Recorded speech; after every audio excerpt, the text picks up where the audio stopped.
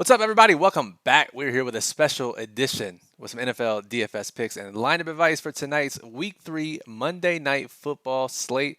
Two games. That's right. We have the Bills and the Jaguars. We have the Bengals and the Commanders. And we're here to break it all down for you. Welcome. I am Brian Jester, co-founder here at Occupy Fantasy.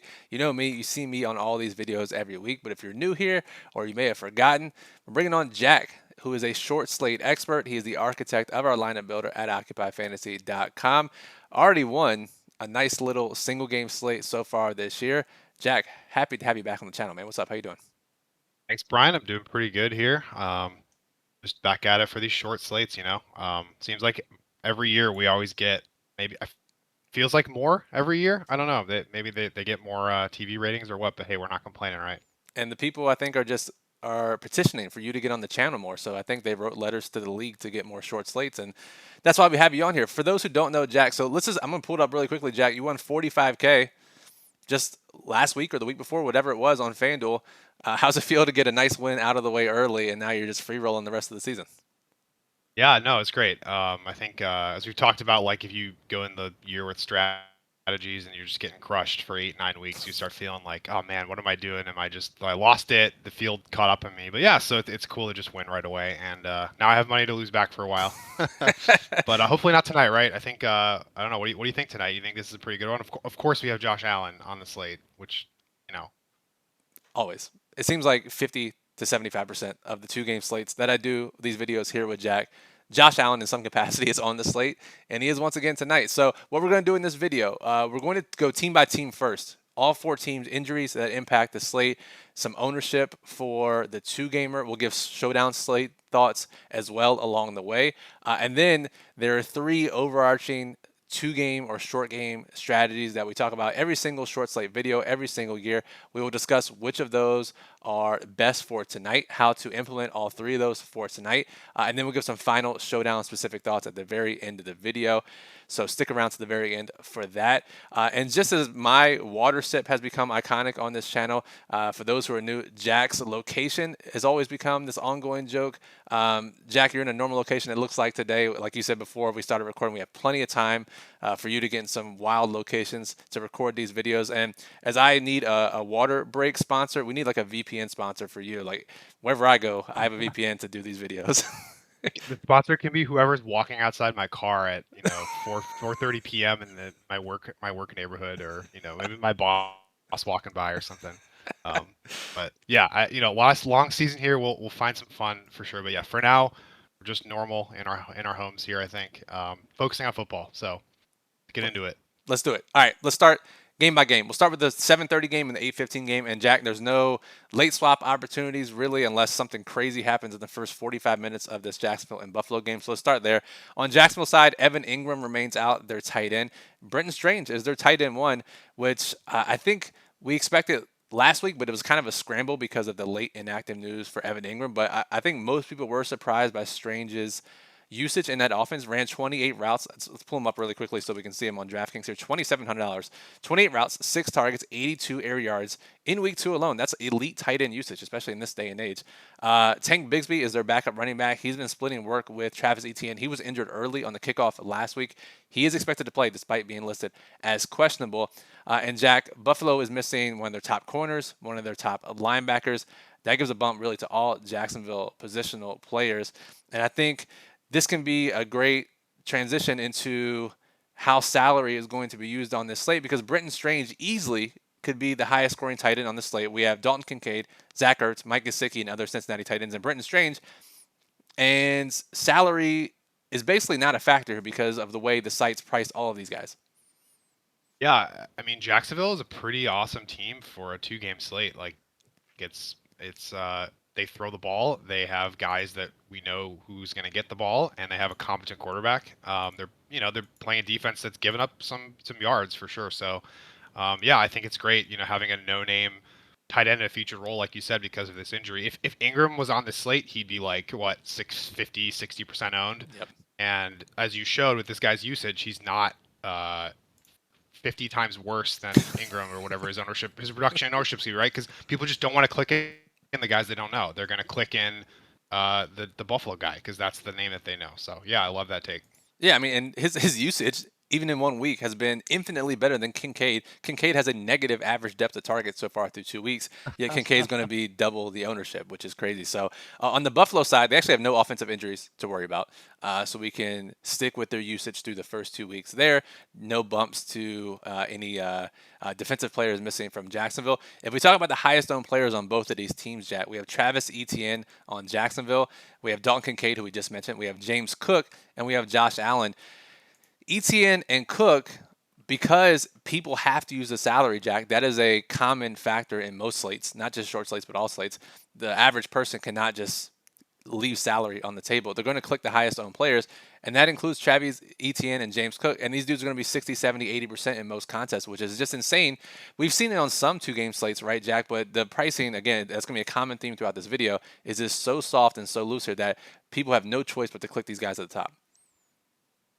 Yeah, we've seen this in the past when studs have been out, and those are the guys that are like 8 and 9K on FanDuel, 7, 8K on DraftKings. And I actually sorted by salary briefly just to be like, is there some people out that I'm not seeing here? Is that why the pricing is so No. what it is? It's not. We don't know what the issue is. I think it's good for us. We'll get into it, but yeah, there's very few combinations of players you can use all the salary. And as we know, like you said, people are just going to use it, especially people using optimizers that they click in.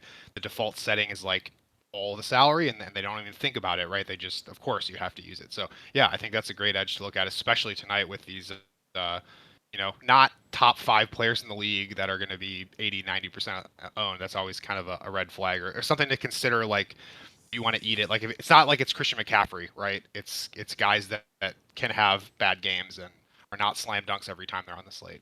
Yeah, and even guys like McCaffrey, we had this conversation on this channel. I think it was a year ago, maybe it was 2 years ago, but there was a slate. I think it was a Monday night slate. Tyreek Hill was literally 90% owned, and you and I discussed: can Tyreek Hill fail unless he gets priced out, or can people outscore him? And he turned out to be actually 90% owned, and guess what? He got outscored and failed. And so anytime we ask a question about a short slate, can this happen? The answer is yes. Can Tommy DeVito outscore the elite quarterbacks? Yes, because it's happened. Can a 90% player fail? Yes, because it's happened. And these 90% players, Jack, are not as good as the previous 90% players that we've had on short slates. I definitely blocked the Tommy DeVito out of my brain, but you just reminded me. That is the literal. If you ask, can it happen? The answer is yes, because Tommy DeVito outscored. I don't even remember who was on that side. It was like running quarterbacks. Like, it was.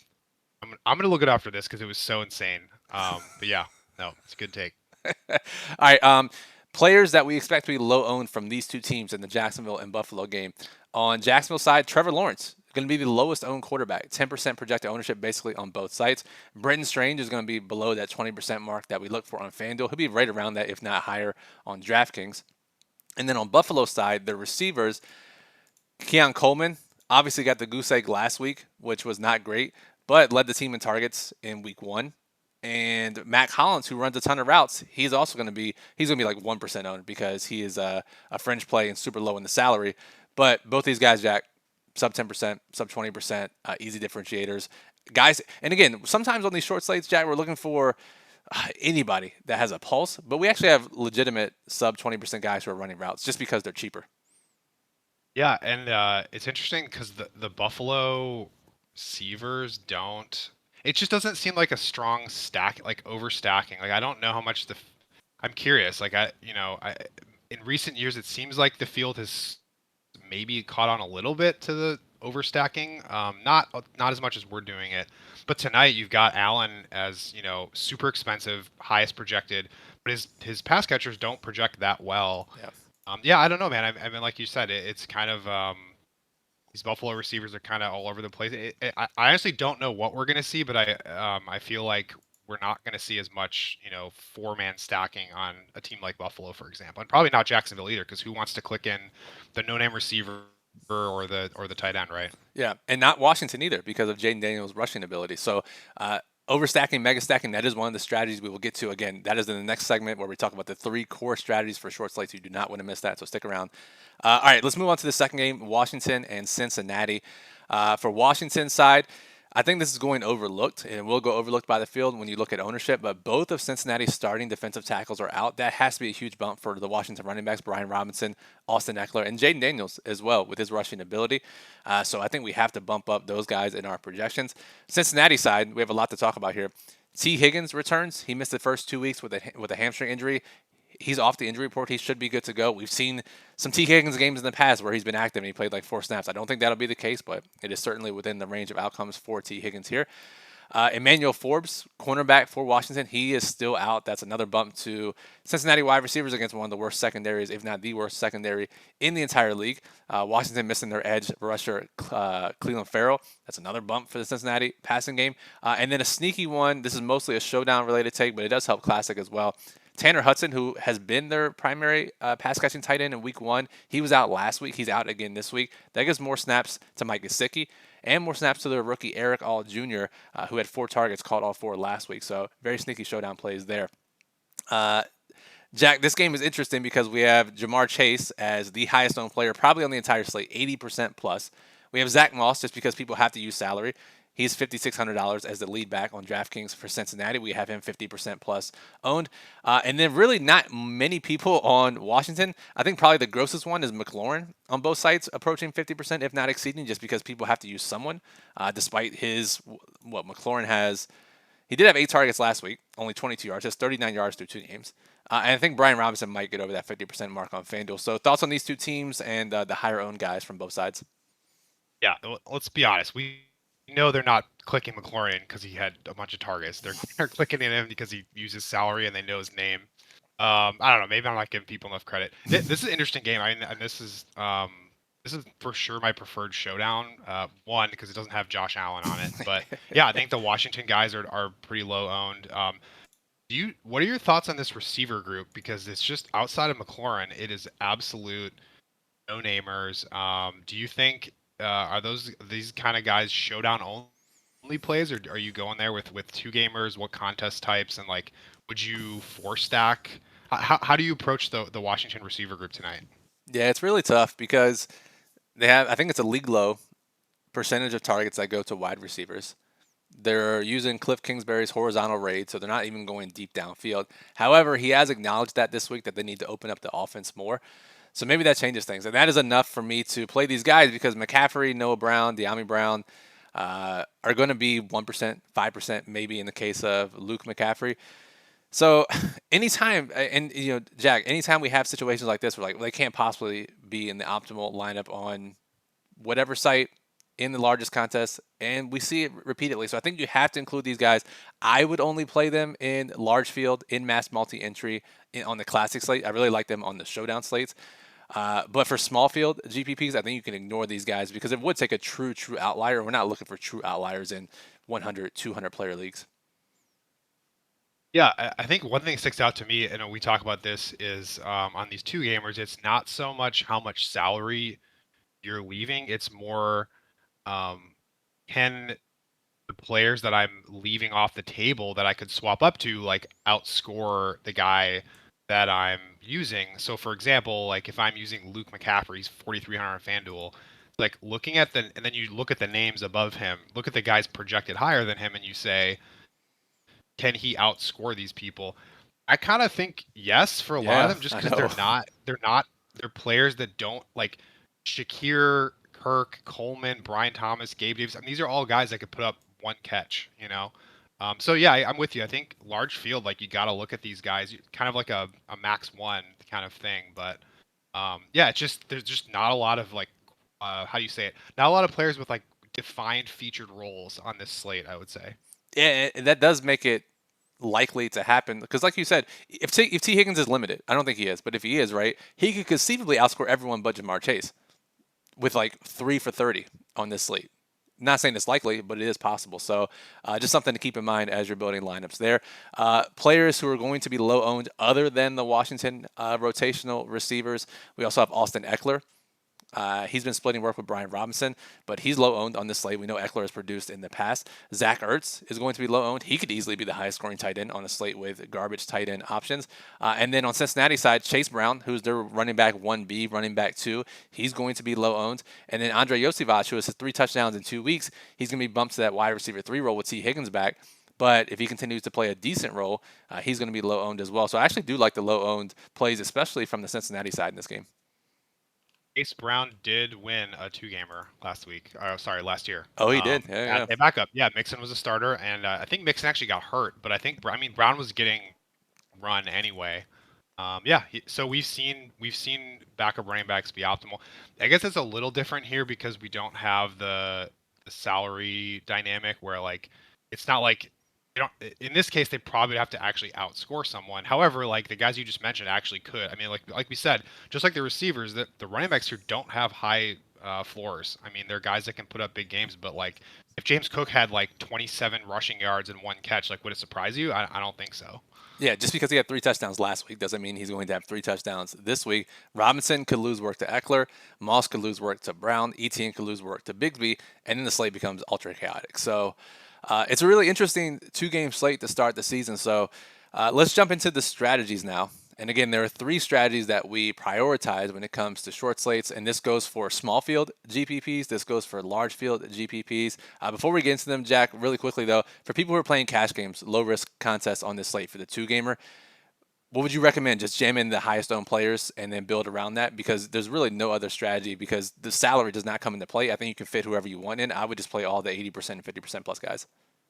Yeah, and in fact, I wonder if you can almost just literally sort by ownership and click them all in, and you might end up with like one decision, but for the most part, you should be able to just do it. I think that's right on. You just maximize ownership, right? Yep. And you think Josh Allen is the low risk quarterback of choice here? Price is gross, like. Yeah, I don't know. So we have him and Burrow roughly similar within a few percentage points in terms of projected ownership on both sites. I don't hate either one. I mean, I would flip a coin. If you need a salary, Burrow's $1,500 less on DraftKings, and he is $1,800 less on FanDuel. Again, I don't think it'll come into play, but if you need it, I think you can drop down to Burrow in your cash games or your low risk lineups there.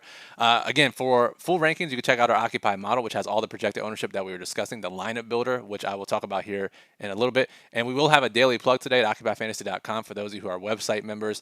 Our writer Bisma will go through a 2-game slate in depth. He'll also have Showdown rankings. He will talk about strategies for different contest types, lineup construction tips, so make sure you read that. That'll be out later this afternoon. All right, Jack, the 3 strategies that we have to talk about when it comes to short slates, tried and true methods. You've won at least 4 GPPs of 50K plus using at least one, if not multiple, of these strategies. So let's talk about them. The 3 strategies are leave salary on the table. The field, as we've talked about, cannot not use all the salary. We talk about playing low-owned players, less than 20%, less than 10%. And then we talk about overstacking, which we alluded to earlier, which is when you play 4 guys, 5, 6 guys on DraftKings from one team, 1, 2, 3, 4 guys from the opponent. And because in that scenario, you're hoping for one game to be higher scoring than the other, and you end up with an overstacked game that is ultimately lower owned. Let's start with the salary aspect, Jack, because as we've said, it doesn't matter on this slate. And I think I ran the builder this morning, and those of you who have access to the builder, you can do these exercises yourself. I like to run the builder just to see what is popping optimally or what is the top projected lineups. And when you do that, whether it's with our builder or any other optimizer, you actually see that the top projected lineups do leave salary on the table, which is rare. That never happens. So I think if you're just looking at leaving salary, Jack, you're not going to be unique if that's your only angle of uniqueness, just because it's going to naturally happen. Now, $3,000, $4,000, $5,000 on the table, that is much different than $1,000 in this particular slate. Yeah, I think the main thing with salary is like you should build lineups that make sense and don't get fixated on the salary. And like you're saying though, like if you build a lineup that, I mean, I just built a lineup while we were talking that makes sense to me and it has like 5K left, because if you I just stack Jacksonville guys and they're cheap. And even if I use like Jamar Chase and James Cook, like I still end up with several thousand, $5,000-ish left. So Yeah, I think like you said, if you have like a 49,100 or I guess 59 1 FanDuel, that's not necessarily enough for a big contest to be unique. What do you see on the? You play a lot of small contests, right? I mean, do you think in there are people gonna get down, or are they gonna like click in those very small combos that do use all a cap? They will use they in high dollar they will click in all the smaller combinations that use most of the salary cap. I think there you leave like $1,000 on the table, which is not even unnatural on this slate, and you can be different and play most of the best plays. So I think that's my approach for the 2 gamer tonight on smaller contests. For the larger contests, that's when I'll start leaving more salary on the table because the low owned plays, while they're decent on the slate, they don't pop in the optimals. Like sometimes if you run the builder or run optimizers, and the obvious angle will come up. Like, oh, there's a lot of low owned guys that are popping up. I can use a bunch of low owned guys. Here it was salary that was raising an eyebrow for me. So yeah, I think that. And the question everyone asks, Jack, is how much salary is too much salary? And I honestly think on this slate you can leave like five, six, seven, $8,000 if the story you're telling makes sense. Yeah, and I think that's important for people like with the contest selection, right? It's always fun to talk about these huge contests. But the reality is like I think like you said, for small contest, one pivot where you leave like 1K or something, that's enough to like you don't have to worry about being duped, right? In Yeah. like a say less than 100 entries or something like that. If you're playing stuff with like more than 5,000 entries, just keep in mind that even if you use one 1,500 left on the table, you might not have a unique lineup. And then with respect to too much, yeah, I think it's all about just the lineup construction. Especially tonight, like we have real teams. I mean, well, Washington is a little tough, like you said, with the way they play offense, but Jacksonville, Cincinnati, and Buffalo all play real offense that you can stack. So you can just build, if you use lineup builder, like you build, or just hand building, build a lineup that makes sense with stacking and correlation, and then you just look at the salary you have left, and you can kind of make decisions that way. But you build a good constructed lineup, you don't have to worry about, oh my god, it has 6,000 left, this can never win. Because I mean, we've seen that stuff win even on slates when the salary was tough, and now here it's not tough. Yeah, I mean, we've literally seen GPPs on short slates with 10,000 left over that have won before. It's rare, yes, but this slate makes it more likely than other slates based on whatever the hell DraftKings and FanDuel were doing when they cooked up the pricing for these 2 games. All right, let's talk about low ownership. We talked about some guys on each team earlier in the video about low owned plays. In larger contests, I would still want to include one, if not two, of these guys. In smaller contests, it depends how much salary you leave. You still probably want one, but again, you have the Buffalo receivers, you have Ertz, Eckler, Washington guys. I really like the Cincinnati guys and Chase Brown, Gesicki on FanDuel, Yosivas, Trevor Lawrence, Brenton Strange on FanDuel. So there are some decent options here. How many are you forcing? A min of how many in your large field lineups when you're looking at this slate? Yeah, I kind of do exactly what you said. At least one, probably no more than two. Sometimes they'll make rules with like no more than one of like some super trashy guys. I think we've talked about it every time for a while now. Backup running backs are a thing. They really do win on these slates. You mentioned it, Eckler, Chase Brown, Bigsby are all guys that have roles. The guys they're ahead of are kind of streaky. So backup running backs is an easy one. And then you mentioned the wide receiver group. These Buffalo guys, um, McCaffrey. So yeah, I think there's plenty of opportunity to play a low owned play. I mean, the tight ends, like you said too. This is an interesting one, maybe FanDuel only, but they appeared to goof the defense prices. Um, Shocker. Cincinnati's a large favorite, and they are the minimum, like almost the stone minimum price for FanDuel defense, whereas Washington, Jacksonville are underdogs, and they're like 700 more expensive. I mean, playing defenses against Josh Allen is like an automatic play Yes. in a lot of formats. So like, I'm probably going to play a lot of Jacksonville defense here, and they're going to be low owned. They could easily score a touchdown. On that note, Well, yeah, go for it. I know you're going. Yep. we're on the same page. Are you going to play? Are you going to allow defense versus your quarterback on a short slate? The answer is typically yes. I think we would be even more inclined to do so on this particular slate as well. Yeah, 100%. We've seen it win. We have pass heavy teams here, at least three of them. So yeah, I think it's automatic, and people generally don't do that. It's a great that is a good differentiator to be unique. Like if you're doing that, you don't really have to worry about playing too low on players or leaving 4,000 salary. that alone is like counts as I'd say like falls into our lineup construction category, right? It does. It truly does. So yeah, count that as your low owned play. If you play Jacksonville against Josh Allen, you play Cincinnati against Jaden Daniels, especially on FanDuel, Jack, where if you play Cincinnati's defense against Jaden Daniels and they're $3,100, you can leave 1,500 left over and have the best defense, and that's fine. So that alone makes leaving salary even more likely over on FanDuel. And finally, let's talk about mega stacking before we get out of here. That is playing 4 guys from one team on FanDuel. That is the maximum you can play. 5, 6. We've seen 7 guys win on DraftKings, and then playing 1, 2 guys, if not more, sometimes 3 on 2-game slates from the opposing team. And I don't think the field will do that on this slate, Jack, because we have rushing quarterbacks and because of the way the pricing is set up and people will jam pricing. Basically, every optimal lineup I've looked at, even running the lineup builder, it does not use mega stacks organically. So I think that is another way to attack this slate by getting different on a strategy that we know is proven. So I don't think the field will use it as much as they have in recent slates in recent years. Yeah, I mean, I think we're lucky here that we have 3 of the 4 teams that are quite good for overstacking, and especially if you want to play. We always talk about this, like if you want to play a popular quarterback, like you want to play Burrow and Chase, right? That's a popular stack. It's obviously a very good stack. A good way to get unique is using at least one low-owned Cincinnati player and using 4 of them, or 5 even, or 6 on DraftKings, right? I feel like we always say that, and it always sounds gross, and we should almost save that one screenshot where was it like Pittsburgh, Cleveland, where it was like a 6-2 or something? Yes. Yep. In the playoffs. Yep. And I think a defense was in there too because it was like a 6-man with the defense. Yes. Yes. It was so yeah, I mean, it looks gross. It doesn't make any sense. But it's a really good way to play chalk. Like one of the times I won, it was a Josh Allen 2-gamer, and he was like 50% owned. And I had like one.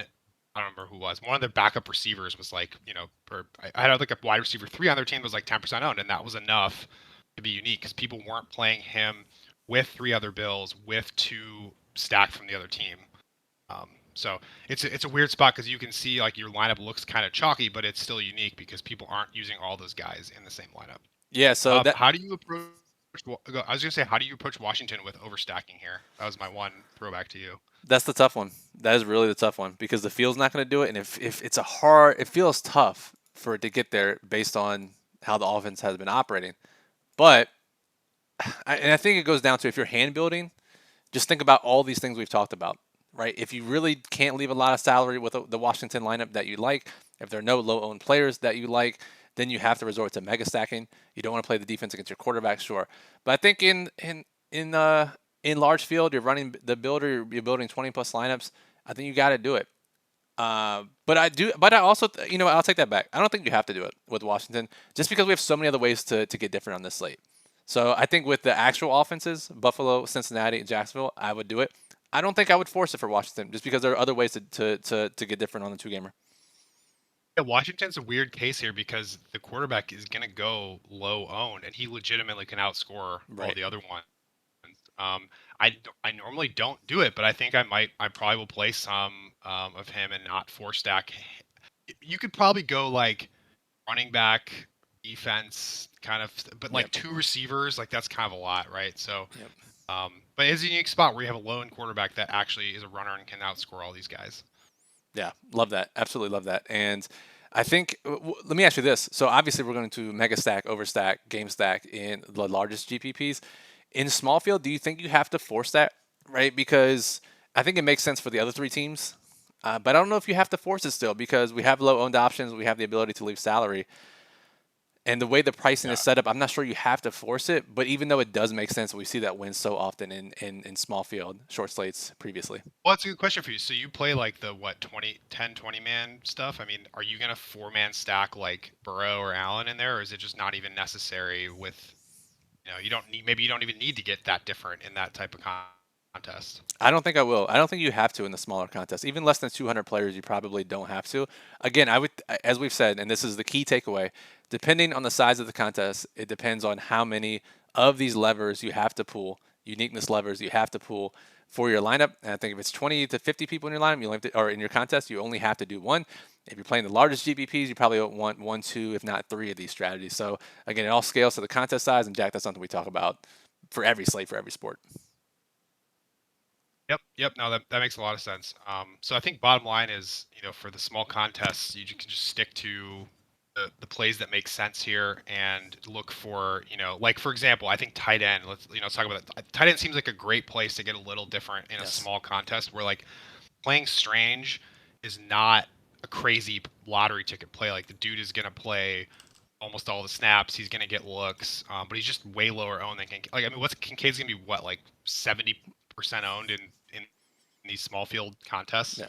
I mean, I don't know why Strange is 4,100 on FanDuel and Kincaid's $6,800. Like it absolutely makes zero sense. It makes zero sense whatsoever. Strange is lower priced than his backup, Luke Farrell. I don't know. Again, the pricing doesn't make any sense on this slate. Yeah, pick them. Yeah. Yeah, pick the guys you want on the slate. As a pick 'em slate, salary does not matter. So before we get into the final showdown strategy thoughts for this video, make sure you are subscribed to the channel. We're racing to 10,000 subscribers. We're almost there. Less than 50% of our viewers are subscribers, so it's mutually beneficial. You help us out. It helps us more than you know by clicking subscribe and like on the video. Helps us out tremendously, but it also helps you out whenever we post a showdown video, a short slate video, a main slate video, whenever we go live. You being subscribed, it'll either push it up in your YouTube feed, or if you click the bell notification, you'll get the notification directly on your phone. So consider subscribing if you like what you've seen so far in this video. Now, Jack, just really quickly, let's talk about these showdown games. Buffalo, Jacksonville, Washington, Cincinnati. Prize pools aren't that great. I guess we have some bigger prize pools in the large field GPPs, but we start with Buffalo and Jacksonville.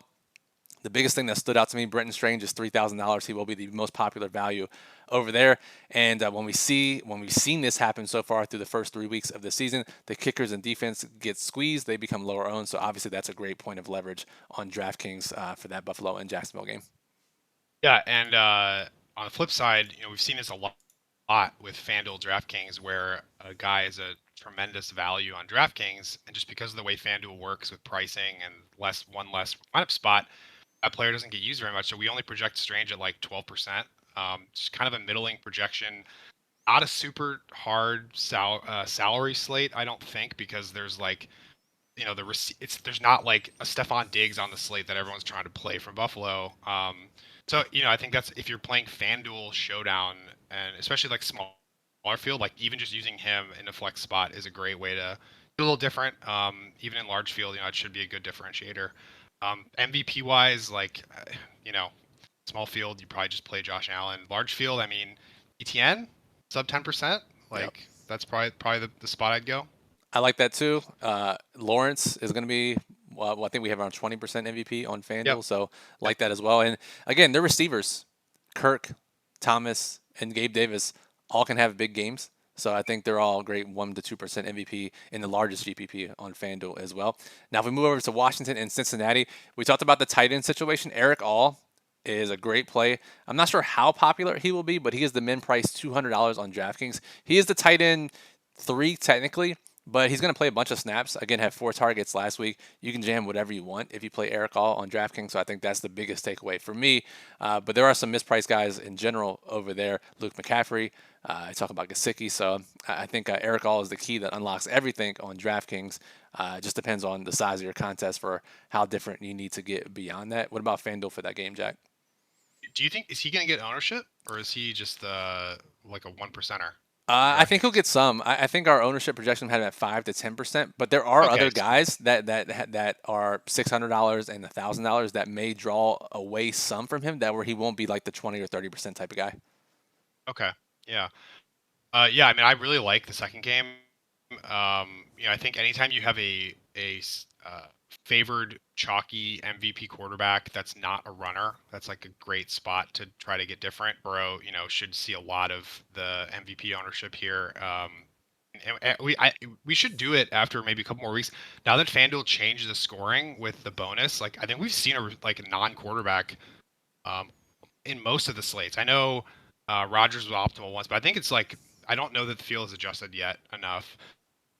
Chase, I mean, we have him at 20%. Like, it's not 0, but it's it's not 50. I mean, he very easily. I don't know. What do you think? Like, I feel like he has a higher than 20% chance of being optimal MVP Against this secondary, on that yes. slate.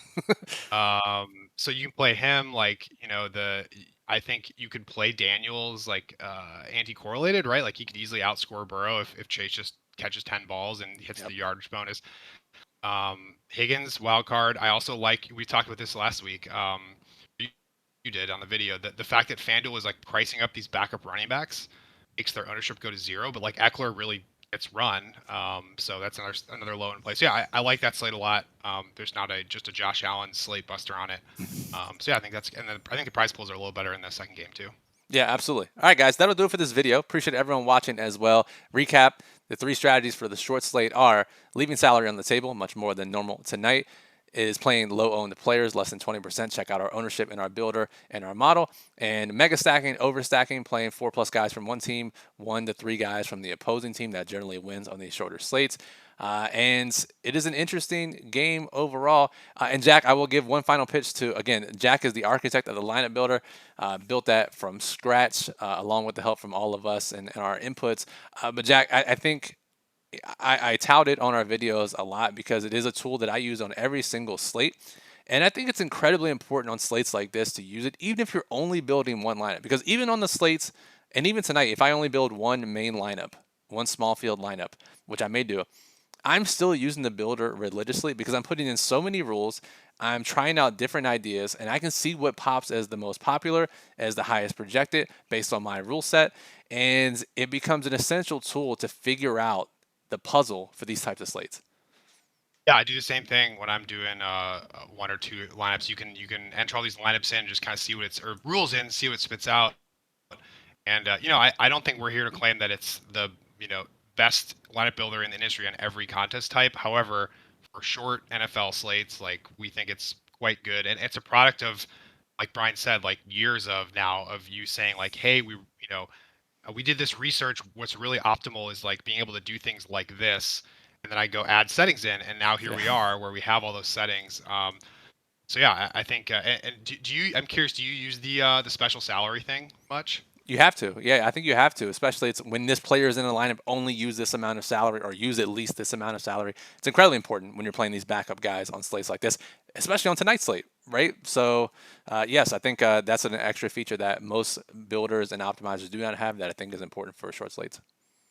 If you have any questions about settings, especially for small slates, we're always in the Discord. Just hit us up. We'd be happy to help out. Yep, occupyfantasy.com/discord, that link is in the description, as well as links to the builder and to the daily plug that will be posted this afternoon. So for Jack, I am Brian. Thank you everyone for listening. Good luck and enjoy tonight's 2-game Monday Night Football slate.